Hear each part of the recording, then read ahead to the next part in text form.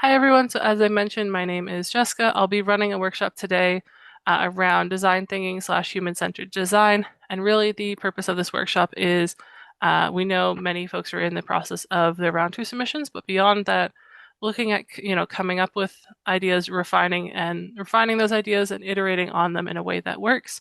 I do want to give credit to Arpita for designing uh, this portion, a lot of the slideshow. She was one of our amazing past YSC program coordinators, as well as just an awesome all around human being.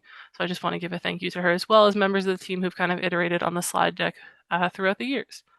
And so in here, I kind of have an intro slide, and so I'll encourage folks to drop in the chat how either introduce themselves, where are you tuning in from, uh, things like name, pronouns, or potentially which bird resonates with you today. I realize number 5, I believe, is technically a turtle, so a little bit different, but I'll kind of start things off, and folks are more than welcome to introduce yourselves in the chat. And so if I were to kind of look at how I feel kind of today, largely at a bit of a 3, but in a good way. And so it's been a lot of awesome calls with some of our participant teams, some of our YSC organizing team, as well as with the board. But part of me is going like, hey, excited, but also a little bit nervous in a way, if that makes sense. So I think the other part of me is also probably at like a 7, is a little bit tired. Um, but yeah, so feel free, folks, to, I'll say, introduce yourselves in the chat, or even to say which, even to, yeah, I can't words. Yep, Nico, go ahead.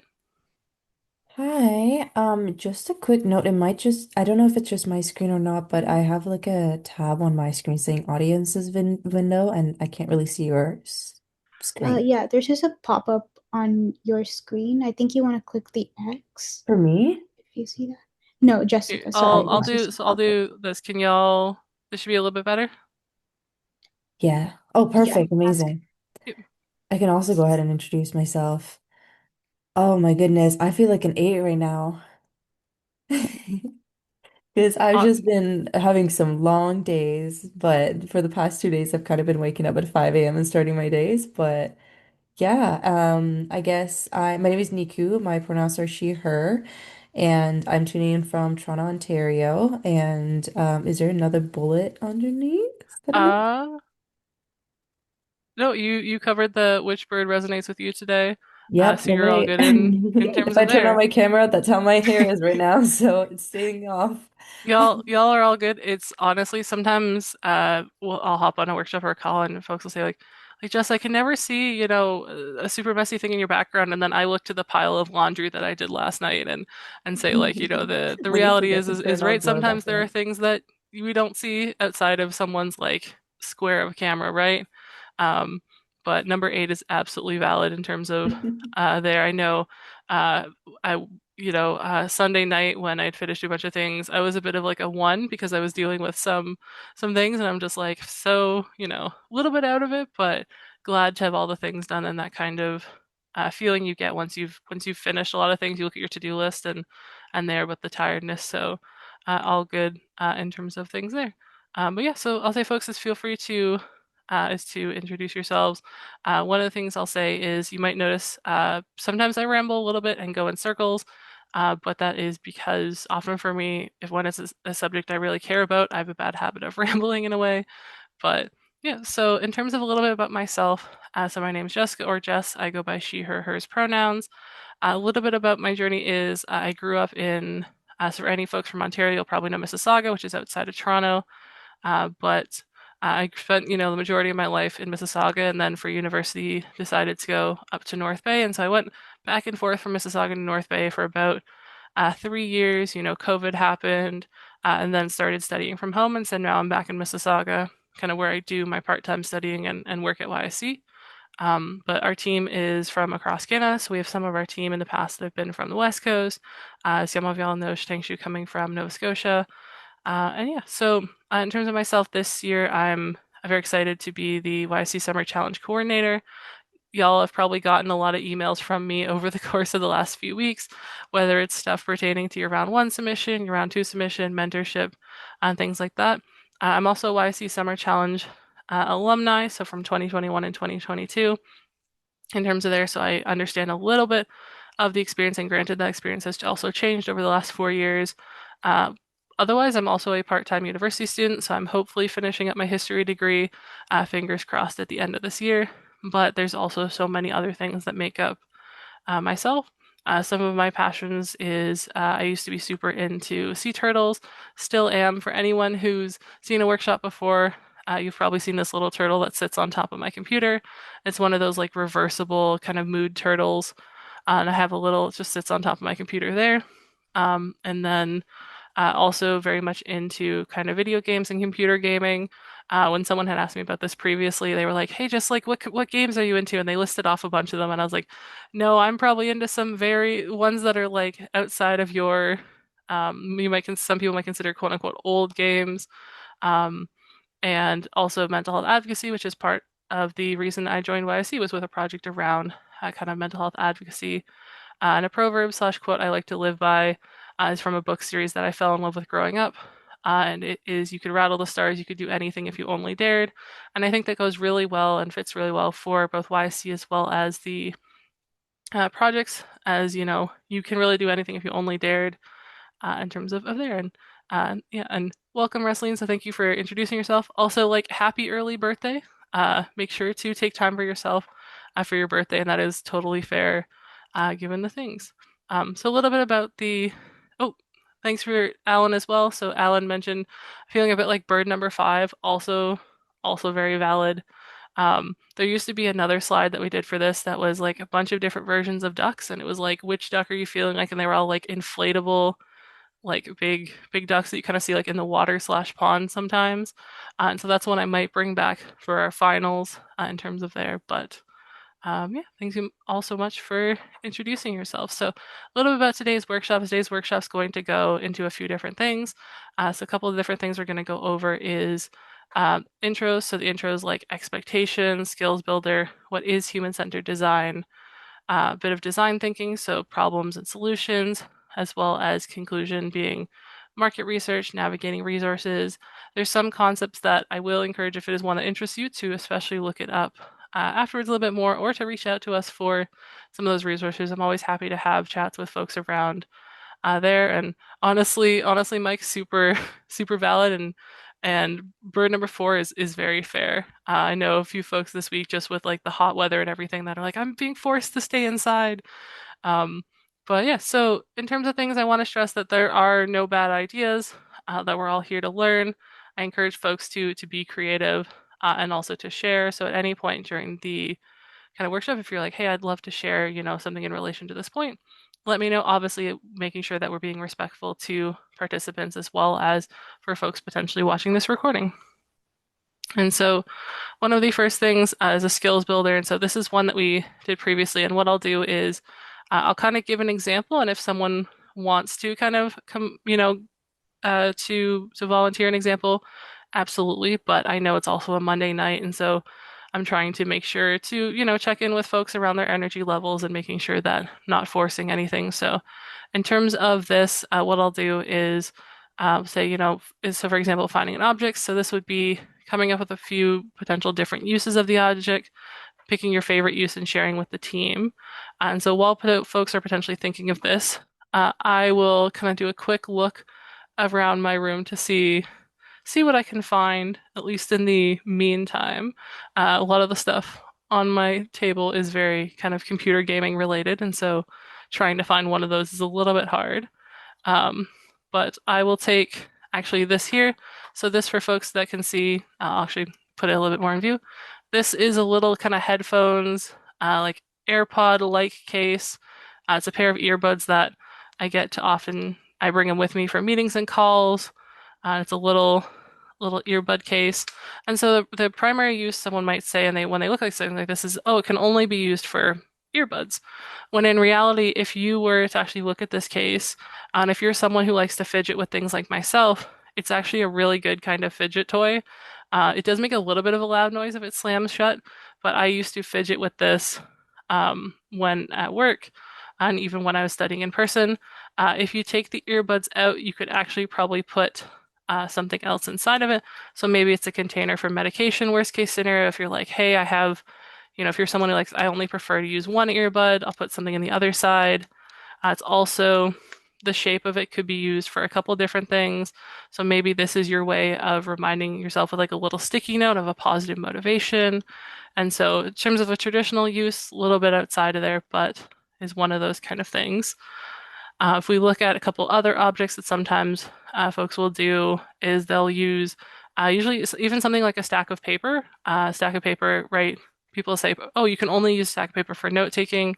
I used to have a friend who was super into origami, and so he would do oftentimes to help focus in class and to show kind of different things. He would make origami animals in terms of art. I've seen people use it for to create kind of different aspects, paper mache lanterns, all sorts of different things in that.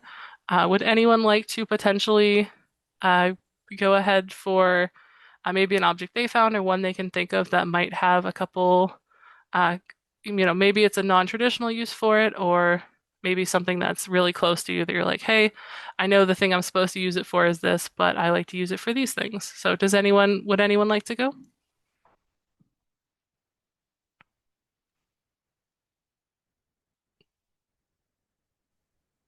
I could go. Awesome. I'll turn on my camera for that. I have a ping pong ball.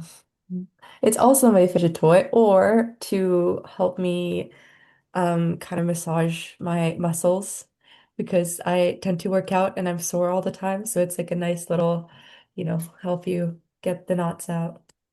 That makes sense. Honestly, I love that. There's so many things that can be used. Also, like y'all, if you're someone that does a lot of work on the computer, make sure that you're taking care of your body. Do not give yourself carpal tunnel is something that I remember one of my professors one time to me, he's like, Jessica, the best thing, because I said no, I was like, what's something I can do to help me focus? He's like, honestly, something to help your wrists from being sore when typing essays. Or, like you said, things that you can fidget with, things that help you focus, any way that helps you be the best person you can be, and also for someone like myself, for it having something to fidget with is a key thing that helps me kind of manage my ADHD on a daily basis. For anyone who's been in a call with me or who was in a call with me today, you'll probably see me fidgeting with this pen.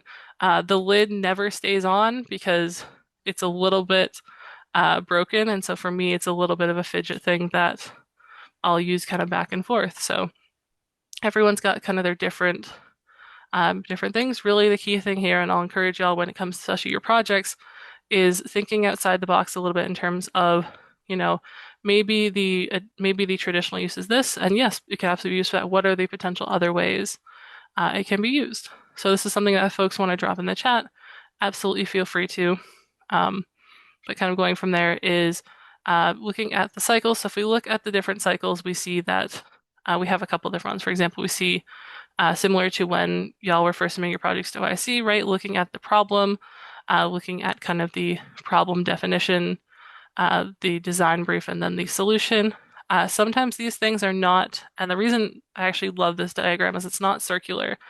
You don't necessarily go straight from problem to this to solution to this. It's also not linear. It could maybe when you're working on your project, you're identifying like, hey, here's a problem we have, going then from looking at okay, we've defined the problem, but then maybe in defining that problem, we identified another problem that kind of coincides. So if we look at something, for example, like mental health, we see that, mental health care is not linear. It's not the same for everyone. And so one of the things when looking at the problem, if the problem is, the lack of resources, maybe when you're defining that problem, you're going back and saying, okay, well, now the problem is there's not enough funding or there's not enough awareness. And so the way you might go about looking at your solution could be a little bit different. The solution you come up with could also be vastly different from someone else who's looking at the exact same problem. Even someone when you're in teams, you might have seen different solutions that you looked at and you were like, hey, we maybe disagreed on these in terms of things. So awesome. Welcome, Yared. And yeah, so as you go about your projects, whether it's your round two proposal, whether it's looking at your round one proposal, whether it's even things in daily life, is making sure that like one, knowing that it's not necessarily a linear process. It is okay to go back and re-look at things. And honestly, sometimes that's a good way to do it. When looking at solution, your solution can also change. And so we see here, right, mentioned about the problem is identifying the problem, making sure that there is a problem and that it's also worth solving. And this means, defining the problem and so creating a statement. So for some of the folks who may come from a science background, or maybe you come from a social science background, the way you might look at something like a hypothesis is different. But it's really ultimately, this could even be a couple jot notes around like, hey, we know these are the things that often, affect whether it's yourself, people in the community you're trying to help, and what are the ways that we can support. And I'll say the best example I can think of the way this was ran is in a workshop that was about 5 years ago.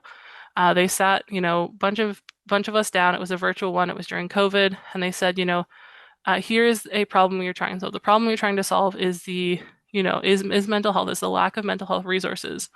And if funding was no issue, if there was no, like essentially anything you could come up with, if funding was not an issue. And so this allowed us to create, a bunch of different solutions. And we do recognize that oftentimes there are barriers that prevent certain solutions from being enacted, right? That context. So looking at something like mental health resources, maybe the community that you're trying to help doesn't have access to Wi-Fi. Maybe the community you're trying to help doesn't have the same kind of cultural values. And so looking at how that affects things there. Thank you so much, Rosaline, for sharing that. I love you mentioned about the kind of, correct me if I'm wrong, Kara being important to you as well as the random uses, right? So looking at things like its alternative uses, but for you, the real everyday use being spiritual guidance. Um, Honestly, I love that, and thank you for sharing. And I think that's things as even as we look into, you'll see a lot of the concepts I talk about. Not all of the, a lot of the solutions may. I'm trying to think of the right way to word this.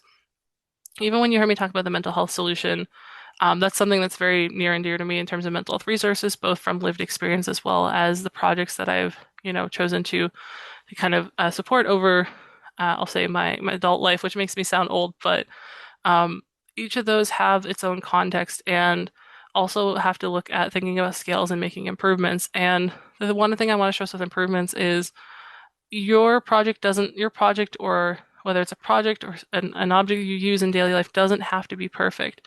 Its use and its importance and its value to can change and shift over time with even life scenarios. For example, I can tell you when I was, 18, I was like, mental health resources is the only thing I want to do participate. And then over time, one of the things that I've kind of realized is I want to help. Yes, I want to help with mental resources, but I also want to look at those background factors that are affecting it.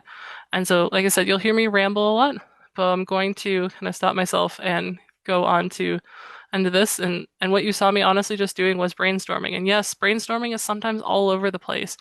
It could be, I can tell you like even a to-do list, if you're like, hey, here's the things that we ultimately want to do for our project, looking at the things that, are feasible and what about scale. Oftentimes people say, I want to take my project and I want to immediately push it to market. I want to take my initiative and I want to get like 100,000 people involved. And one thing we look at when human-centered design is really putting people at the center. And so that is, if you, let's say you're doing a community initiative around menstrual products, making sure that people are at the center. Who is the people you're trying to reach? Who are the people that can help you potentially get those products into the hands of the people who need them? But also, what are the potential barriers? Whether it's things like financial barriers, whether it's things like people barriers as well. Um, Looking at solving the right problem. When you do your projects, you'll probably see that there is multiple problems or multiple things that will pop up. Making sure that the one you're looking at is also feasible. Not people use the expression Rome wasn't built in a day. And that being said, making sure that you look at the kind of small, simple interventions. What are the small steps you can potentially take today, or even tomorrow, or in the future, to help you kind of look at the problem that you're trying to solve and to slowly address. So those simple interventions. Everything is a system. Everything has those moving parts. Even the example you heard me mentioning about the mental health ecosystem has so many different aspects in terms of care, so many different people that are involved, so many different even things like cultural context and on an individual basis, everyone's mental health is different. One person who is neurodivergent isn't necessarily the same as another person's neurodivergent. And looking at those things as we go through human-centered design is kind of these things again, keeping people at the center, the small, simple interventions, everything kind of being a system and the interwoven parts. And one of the things I really like here is this was from actually Arpita's past presentation she did was looking at kind of the intersection of desirability, feasibility, and viability. And so one of the things you're talking about is those small, simple interventions, right? And so this is potentially on the viability side is can we do it? Looking at desirability is do they like it or is this something that people want or need? Sometimes people don't I'll say the status quo. They may not know it's something that could improve their quality of life, but it may also not be something they need at this stage of life because people's needs change as they go through different kind of life phases. Looking at feasibility, so we talked about again those small, simple interventions, but also that level of scale. So as much as we look at things where we're like we want to reach 100,000 people, there are steps that you can take to slowly get there, right? Instead of you know, uh, making sure that is it feasible to do? Can we do it? And the feasibility also kind of intersects with viability, right? Looking at things like funding, we understand, the realities of the funding landscape, whether it's the nonprofit landscape or the different businesses, and sometimes the other factors that go into some of these things. The innovation sweet spot for there is at the kind of intersection of all three of these. Another one y'all have probably seen for those who attended our proposal writing workshop is the concept of ikigai, real being at the center in terms of your why and the different intersections of things there. I'll say the viability is also something that could change in the future. So maybe when you're looking at your projects, it's, a few years from now or down the road, we want to do this once funding has been solved. Or maybe it's, hey, we understand we don't have this community partnership. Once, we want to build on that partnership, we want to make people understand why they should, want to either potentially participate in our project or know about it. And this kind of goes into those problem statements that we talked about earlier. And so looking at things like identifying, so in this case, it's worded as, what gives you the itch? So really, I'll say is what drew you to your project? What drew you to this problem? Looking at potential, one of the things here is lived experience. And so, did you have you had experience or did you, potentially grow up or maybe one of your friends has had that experience and what is that connection to your problem? Having, not having lived experience is also okay. Maybe you haven't had that lived experience, but you've seen in a job or a volunteering role, or you've heard someone say the stress they might go through on a daily basis with that problem, and so you're like, hey, this is something I want to help with. We talk about defining, so doing the research. Doing the research is not just, looking up. I'll say as a history student, I was very much used to when my professor said, do the research, Jessica, into this paper. It was looking at, peer-reviewed journals strictly for history. But in reality, research could mean looking online. So, for example, if we talk about the mental health one, maybe you're looking at different programs that are run by mental health providers. Maybe part of the research is also talking one-on-one to people, and so doing that kind of user surveys, getting people's perspectives. Oftentimes people say, I did the research, I have the statistics and the numbers, but getting that person's side and really saying like, hey, why does this matter to you? How does this affect you on a daily basis? Then we talk about, stating things like the who, what, when, and the why. And so the who, being who are we even trying to address with this? The what, potentially being like, what is our initiative? What is our project or our product? Looking at when you want to do it, and also why are you doing it?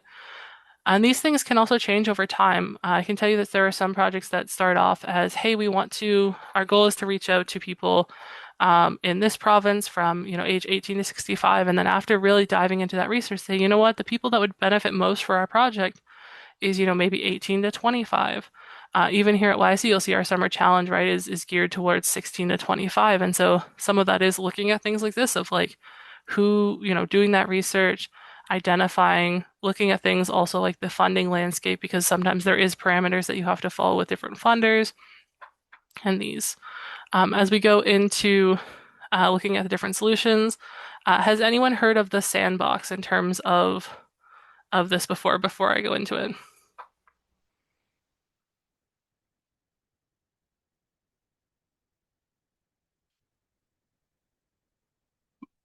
If not, also okay as well. So has anyone Has anyone either heard of this, used it potentially in a past workshop, or seen it kind of used in the past as well?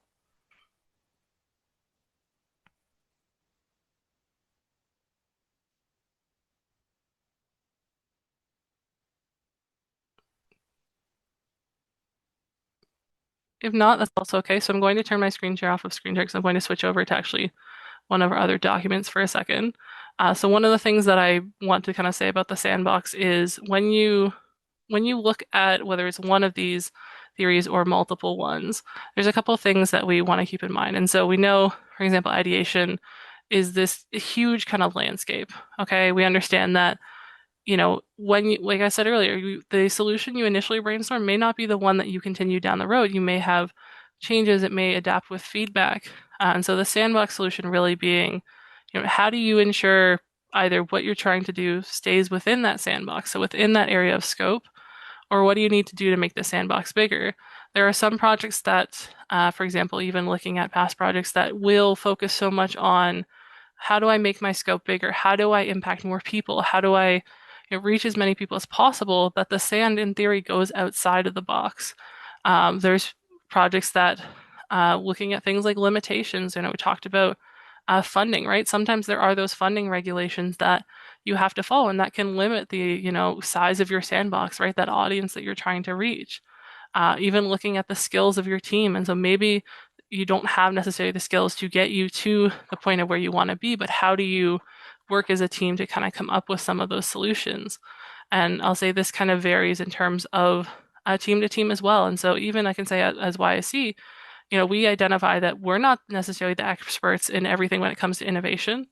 We're not, we may have a lot of knowledge both from lived experience as well as, some of the, for example, even workshops like this, but that it's okay and it's actually better to keep learning over time. And so making sure when you're looking at your project to look at things like I wanted to put the sandbox back on screen, is that scope? What are your limitations? Are there limitations that you potentially don't know of that might pop up in the future as well? And there may be some that do pop up down the road, or ones that change. Maybe a limitation that was affecting you at the beginning of the project. For example, like maybe I know a lot of folks so far that I've met with have said like, hey, we're students during the year. We don't have the most time to work on this, but we still want to make this project. We still want to do work on it. And so maybe one of the limitations is, hey, we recognize that a bunch of our teammates are busy throughout the school year.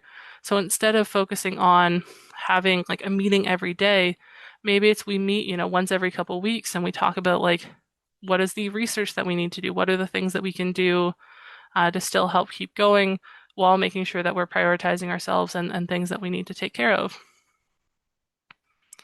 In terms of, I'll say one of the other kind of things, and so for anyone who's heard of Scamper, so Scamper, I love the example when this was originally used was in the case of McDonald's fries. And also every time I see this, I get a little bit hungry because I'm just like food. But when we look at Scamper, we look at substitute, combine, adapt, modify, which is also magnify and minify, put to another use, eliminate and rearrange. So if we look at something, for example, like I talked about in the case of headphones case here. So I mentioned that this is one of the things I used to fidget with. And so substitute can maybe be, maybe I'm fidgeting or tailoring this very slightly to better adapt to a fidget toy. It could be combining it with elements. So for example, you heard me talk about the lid that I close back and forth. Maybe it's making sure that there's a spring there so that way I'm not breaking the case or affecting the original use. We look at things like modifying. And so even I'll say we have the container of McDonald's fries. What are the ways that make potentially someone who is colorblind still be able to recognize that it is McDonald's fries? Is the labeling recognizable even if the colors are shifted?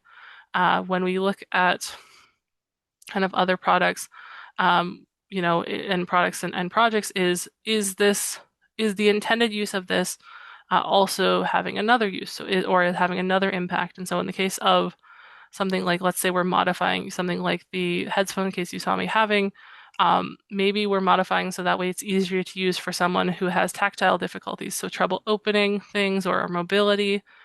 Maybe it's putting it to another use to seeing if it works. But ultimately, as much as I love fidgeting with something like this, if I fidget too much with this, I might end up breaking it. And so, would I necessarily design this product to specifically be a fidget toy?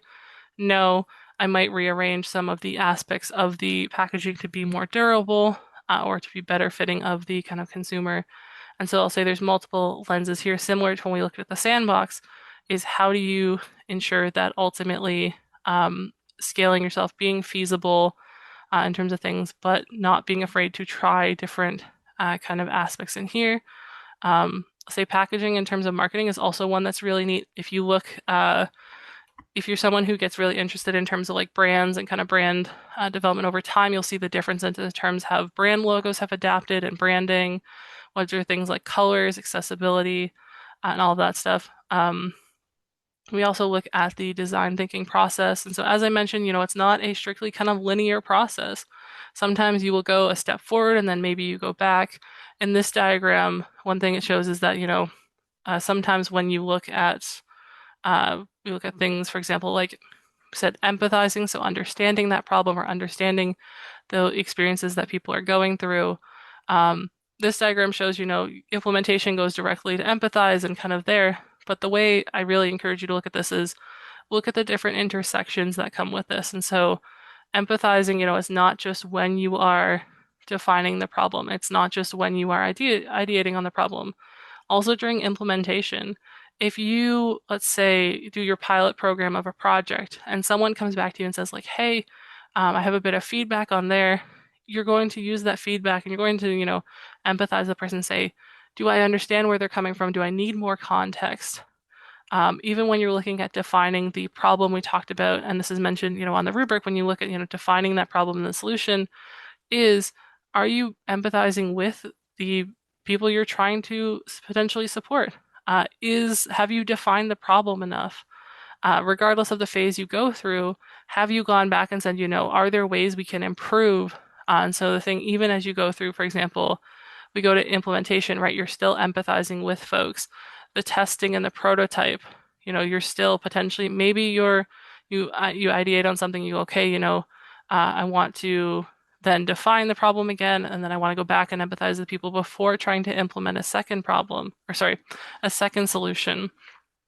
If we look at things like some different products that are currently super popular, for anyone who's super into cooking, for example, one of the things I love to look at is if you look at different kind of food gadgets and appliances, you'll see that it's not just been one product that's been, released and it's great. Usually they've gone back and said, what do people actually need? What is the problem? How do we, okay, we have our prototype and we could go straight to the implementation or we could go back to empathize. And it's those multiple kind of trials, multiple kind of tests. And ultimately the thing you start off with may not end up being the exact same as your end result. And that's okay. It's okay to ideate. It's okay to take people's feedback as well. The one thing I also like to say to folks is take all the feedback you get with a grain of salt. And what this means is you ultimately know your project best. If someone gives you feedback and in your heart, you're like, hey, I know this is like, yes, I still want to listen to this person's feedback, but if I listen to their feedback, I'm going to lose this passion or this heart in my project. Or ultimately, like I said, your project best, making sure to, yes, there's ways to incorporate feedback, but to also not lose who you are and kind of that heart of your project. As we look into other kind of models and other things of human-centered design, one of the things that we like to look at is kind of agile development. And so for some of the folks who may have been in some of our past workshops, you might have heard this kind of concept before or in various cases. And this is looking at when you're in the case of designing, for example, something like a car, you don't just immediately go straight to designing a car. You know what I mean? You look at things like, okay, I know for, maybe I'm starting off with, instead of going straight to the wheels, I'm starting off with something like a skateboard. Okay, maybe the skateboard does a little bit what I want to do, but it's still missing some of that kind of ability to travel longer distances. And so maybe it's adding a second wheel and trying that, in terms of instead of just adding the second wheel, it's something like a bicycle. Maybe the next iteration is something like an electric scooter. And so you're trying these different phases, but also the important thing to note here is it's not just, again, it's not linear. Sometimes this is like, let's say you go from skateboard to bicycle, you may try bicycling. You say, okay, maybe there's ways now we can adapt the skateboard to what we were trying to aim for. Maybe you ran into barriers or roadblocks that made you say, okay, instead of going straight to the scooter, we want to take a step back and look at the feasibility. Are we really serving the people that we're trying to support? Um, Oftentimes folks will look at this process as a very linear one, right? They'll say like it's one wheel to two wheels to the frame to the car, when in reality there's so many more steps in between. There's so many things that you either need to look at or account for beyond that initial kind of plan. I think one of the things here is as we move forward, so beyond just our summer challenge, is you heard me mentioning about resources, or sorry, research, and research is navigating your resources and understanding your market. So understanding the people that you're trying to either support or serve, or both. If you haven't had the chance to necessarily sit down with someone, is taking a second to say, hey, do you have 10 minutes and can I pick your brain about this? Can I really get your side of the story and your perspective on this situation? And that goes directly into lenses, is perspectives, groups, and ideas. So maybe you heard me talk about the mental health one. So maybe if I was trying to do a project in mental health, maybe I might reach out to my campuses, like different campuses of different clubs. We have, like, for example, Jack.org chapters.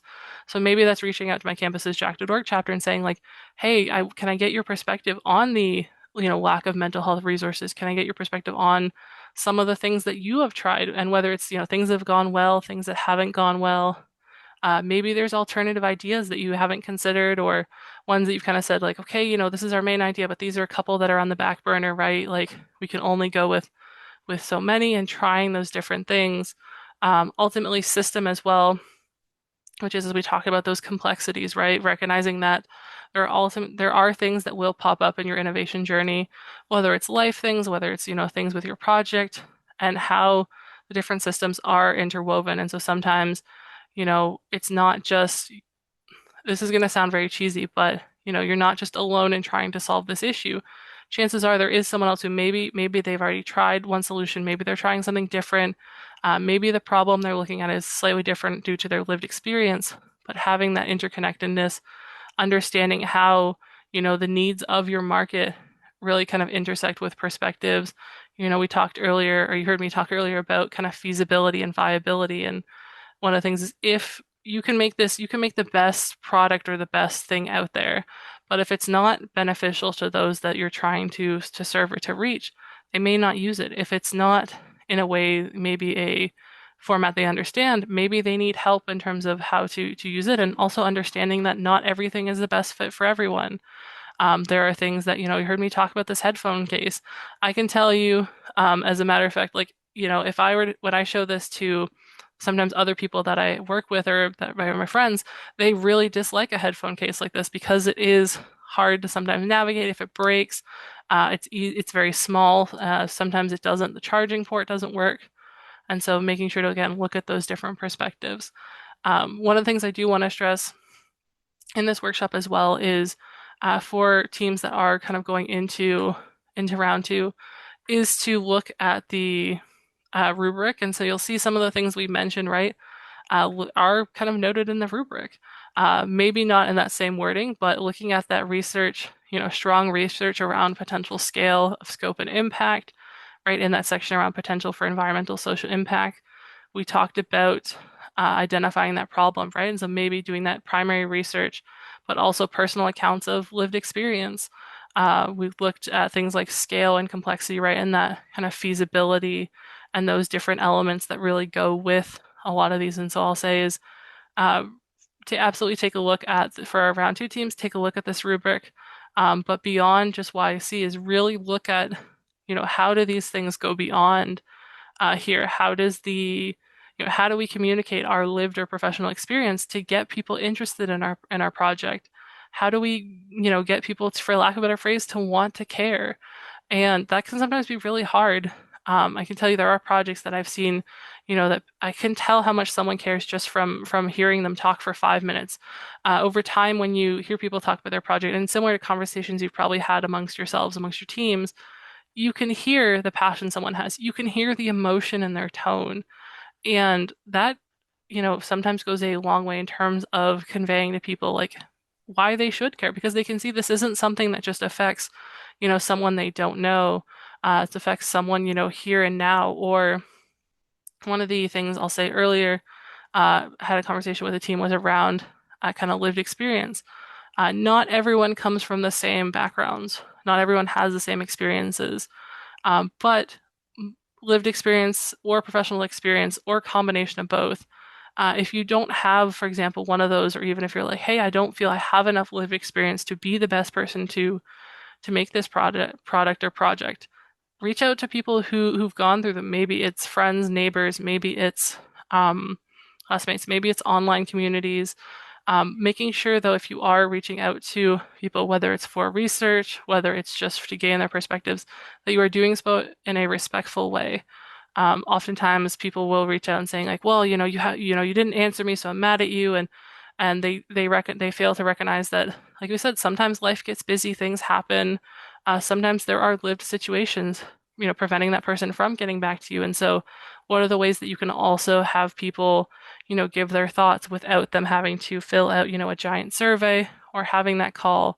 Um, there are things like we talked about that kind of personal accounts of lived experience, interviews, surveys, different statistics. But beyond that, it is, if you haven't done that research, how do you plan to potentially in the future? How do you really look to address some of those gaps? And so I'll say for our round two team specifically is please make sure to take a look at the rubric and kind of video concept doc, as well as some of those notes. Any questions, y'all, on anything we've covered so far around human-centered design or any of that criteria?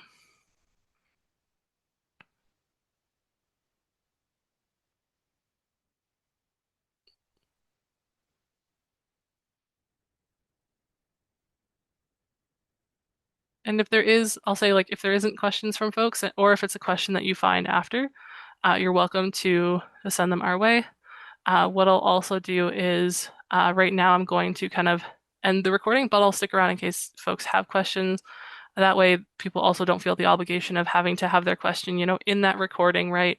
I know sometimes it can be a lot for people. So for anyone watching this recording, I just want to say thank you so much. Please reach out if any questions pop up. More than happy to help and best of luck on your projects. I'm just going to stop